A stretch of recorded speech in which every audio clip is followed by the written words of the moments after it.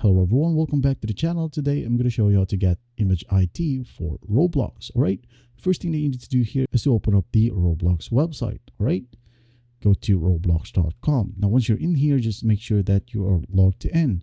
Now once logged in, it will show you the home screen, right? In the home screen, just simply click on create right here at the top part of the page. Create, click on that.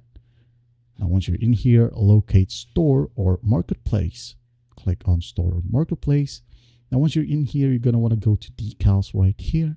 Click on that. And you're going to want to select the image that you want to get the ID. All right, for example, this one, the Stone Noob. All right, so where do we find the image ID from here? It is by going to the top part of your screen right here at the URL box. Click on that, and here you'll be able to see the number right here, which is multiple random numbers near asset. All right, so what you're going to want to do to get the ID is just click on it and drag, then right click and copy. Once done, you're going to want to save it to a safe place or anywhere you'd like to use that ID number. And that's basically it. I hope this video helps, and please don't forget to share this video to your friends.